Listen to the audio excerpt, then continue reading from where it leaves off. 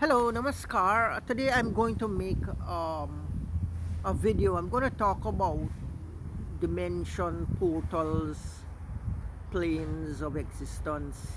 Where do the saints go? Where do they come from? Where do we go? Where do we come from? Now, according to the yogic science, they say there are many planes and portals and dimensions. This thing has been long before we seen them in movie today, and people were laughing at these things, that gods and goddesses living in lokas. The Hindu call them lokas, sapta lokatmakam brahmamam. There are seven higher dimensions. So the gods were living in different dimension, Bhuva, and all these dimensions, Hiranya, Maya, Loka, and all these dimensions. They come down depending upon their development. They would come down sometimes out of sympathy when devotees cry, and they long for liberation. Western writers, they say that if you go in Tibet and around India, you see on the trees writings, Buddha, when will you come, Maitreya, right on the trees and all this. So poetry and songs and mystic longing is what pulls the mind up and causes a great soul to reborn and come into the planet and take birth and so on. Swami Ram Tirtha in his book In the Woods of God Realization, he said that every day in the villages of India, women meet and they sing bhajan and song and stuff. And he said this regular dedication for severance, it pulls down souls to the planet, saintly souls, holy souls, they take birth and so on. So there are many dimensions and planes where beings, as you develop and evolve, you go to live there. If you read a book, Autobiography of a Yogi, when Sri Yukteswar died, he passed away, he came back to Yogananda and told him about the dimension. He said, when you die, you go out into the other dimension. You have so many mothers and father, auntie, uncle, brother, sister, you don't know which one to hold on to. Your pets, dog, cat, all these things, you can see them back there. So these dimensions, Hiranyagarbha, Loka, and all these dimensions, they are sometimes invisible planes. And you can't go them on it, so get your body to vibrate with a certain resonance, a certain frequency. You can slip into the portal, or if you know the mantras to enter into it and so on. There's a story with Sai Baba, Shirdi old Sai Baba, when he lay down and the British wanted to kill him, the village wanted to kill him, and he went up into the higher plane to visit Vishnu, Brahma, Shiva. And before they could dispose his body, he came back down. So now many people could go so far into those galaxies and see the great saints and yogis. So long ago, yet people never used to really believe about these Hindu gods. They just call it four-hand Hindu gods and five-hand Hindu god and all kind of thing. And today you see science movies, and so they're making with these kind of beings, kind of space entities, portal beings from different dimensions, and so there are lower dimension, higher dimension. If you know the mantras, you can enter the lower, the higher ones, depend on the teacher who's teaching you, right? I think it was one of Ramdas's friend. He was in Tibet there and he was repeating this mantra, practicing this mantra. And one night the window started to slam, blam open, and he sees the appear in front of him. Same deity he was calling on appeared. He was so fierce and frightening, he got scared. I did ask you what he called him for. He was just experimenting to see if the mantra work. So these things do exist. We gotta know how to make use of it. They are technology of a different kind. So as we develop and evolve, where do we go? So people saying, how can there be three heaven? The Hindu heaven, the Christian heaven, and the Muslim heaven. The holy books describe them differently. So it's possible that if the Hindu might have a different heaven where the Hindu gods and so on, a different dimension, a different plane. Same for the Muslim, and same for the Christians. Because, if they are so many dimensions existing and portals based upon sound vibration and all kind of different vibrational frequencies that we can slip into and pass into, then it's possible, that great beings, enlightened beings might inhabit different planes, because different yogis and gurus, like Sri Yukteswar in Autobiography, a yogi, he was saying that after he left his body and went up into the higher plane, they put him to rule over a dimension, a portal, where he had to teach beings and entities that hadn't reached enlightenment as yet. He was teaching and guiding them, their minds and spirit and so on.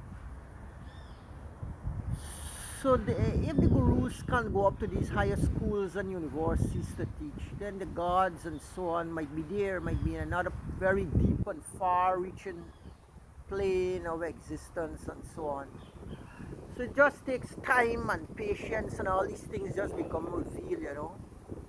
That's why the Hindus always say give time to your spiritual practice. Too bad our educational curriculum, our universities, our educational forum, our government, our politicians, the lay people, they're not really given to this kind of thing. They're not encouraging you to talk about metaphysics. They don't even want to hear about it. It's as if it's something odd, something negative. You don't even want to hear it. Get repulsed and so on. So if these people can explore these things, can bring about a lot of magic in the system, the body, the spirit, the soul can be free and open into newer things and better things and so on. So there's a lot to know and a lot to learn. So look, the Lord Buddha now comes, and he gave another new portal where the Bodhisattvas are living, the Buddhas, the Arhats, and all the advanced Buddha teachers and so are living. So we have many. So then we have the Jain Tirthankaras. They also have another portal, another heaven. Their system were started by men who, through tapasya and penance, raised themselves so much to become like gods, in the words of the English mystic James Allen. You've seen some of the Hindu gods, the Hindu ascetics, that develop themselves so much that they become like gods. And the Jains also talk about a heaven where their teachers are living, where their prophets are living, their food makers, the Tirthankaras are living, the Jain Tirthankaras. So as you get enlightenment or so, there's enough rooms and enough space for everybody. Like Jesus, I think it's the Bible say, in my Father's mansion there are many rooms. So we have room and space and places for everybody. We don't keep anybody out as you get enlightened and you leave this life and so on.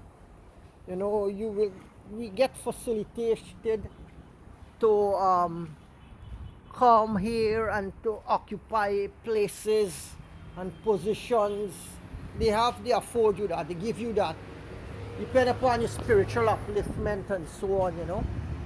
So that's why the Bible said, don't put up your things where moth and cobwebs would take them over, destroy them. Put it up in places, put up your treasures, make your treasures that cannot be corrupted and destroyed and rotten.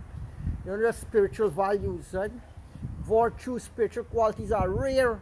That's what we see today in Guyana. The few people who are practicing spirituality, people didn't support them, but when they start to see the quality, everybody wants that, but it calls for patience, it calls for regularity in practice, it calls for dedication, perseverance, faith, and all these things. Those are endangered qualities, the spiritual qualities, not the so-called material things that are endangered and so around us. Those qualities are so much that people cannot get them. Their bodies are lacking that luster, that charm, the grace, the intuition, the depth, the dimension of the mind and so on. People they want these things, and those are very expensive things.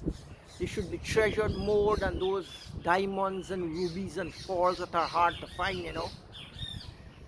So in various dimensions and various places, we have different teachers, different masters. So that's why they say get a teacher to teach you. Which of these dimensions you will go to? You gotta know which one you go in, so teacher has to show you what to do and take you step by step, you know. If you don't know, also you might have beings from the lower plane, spirit beings, demons, asuras, rakshas, demonic powers, coming and telling you that they're teachers and saints and taking you into them those planes that you can't get out back. It's like somebody marrying into a very terrible situation. They got stuck there. They can't come out into that, out of that plane, out of that dimension. You know, you have to be very revolutionary to come out and be free yourself. Okay, so today is a very special day. You know, and every day is a special day. We have a chance to reborn. When they say you're first born is your biological birth, but according to the Hindus, you become twice born when you take initiation or you come under teacher. You come twice born, Dvija, they call it, no? And Dagda Bija is when you're a born seed, when your spiritual journey complete. All the samskaras, the seeds, the temper, the nature, your disposition get born out. You become merged in the supreme, you know. So you have to know where you're going, where you want to go, you know. Like at the time of death, you know, the Hindus believe that when somebody is dying there, their auntie, their uncles, the old people, they start to assemble around that person and they pull him up to take him up into the higher planes, carry them with him, you know. I remember a relative who was dying, you know, and I was never saw a person die before, but that person was looking all around her as if she was seeing people and seeing beings that I couldn't see, you know. And she was like caught in a non-verbal communication that pulled her attention away from the outside world, you know. She was looking up, looking down, around, or sideways, you know. Who was there, I don't know, you know. So the Hindus say that the gods from your own faith, your own tradition will come and appear. They will come and manifest and they will take you up at the time of death. Even Shisha Nanamurti Ji said, he said at the time of death, if you have been practicing meditation twice a day regularly, at the time of death, you will get your liberation. The guru, the saint, the teacher will come to take you to God. So I do hope this inspires a lot of people, you know, to follow the spiritual life, to reform. You know, ethics is very important in the spiritual life, you know. I see some people in some neighborhoods, they express very gross sexuality on the sexual plane.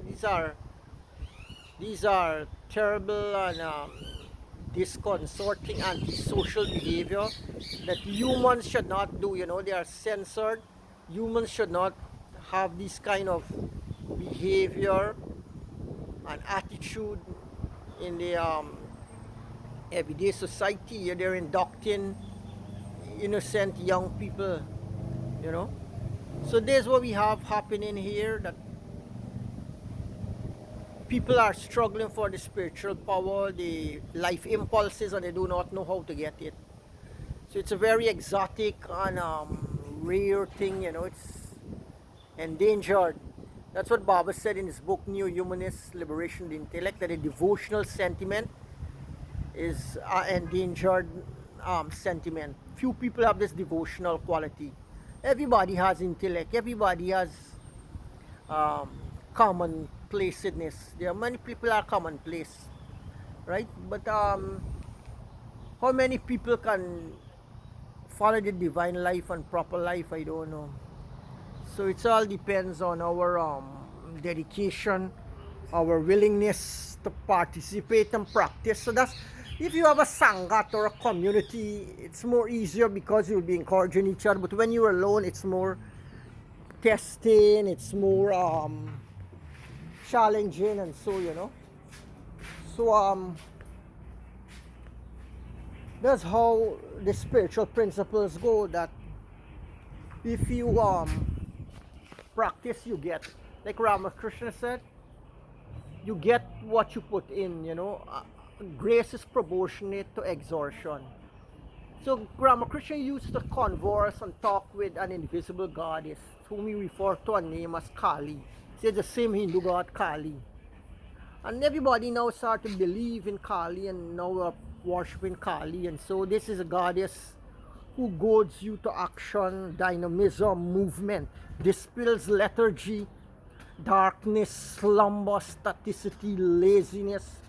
So people want vigor and all these things. They practice the Kali Bhakta Yoga, the Tantric sadhana, worshipping Bhairava, Tantric masters, Tantric saints, the 84 Mahasiddhas, Tsongkhapa, Kuru Kripa.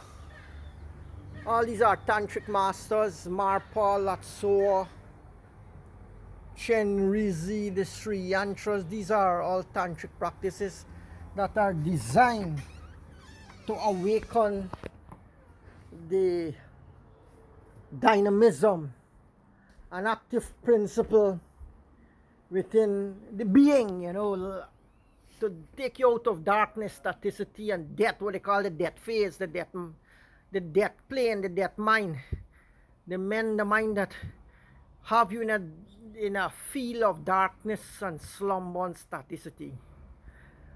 One acharya who came here the last time, he was telling me, so there's a meditation that advanced sadhana. I think it's Sahaj meditation, pranayama, Sahaj pranayama. You see, when you did, you wouldn't want to sit down anywhere too long.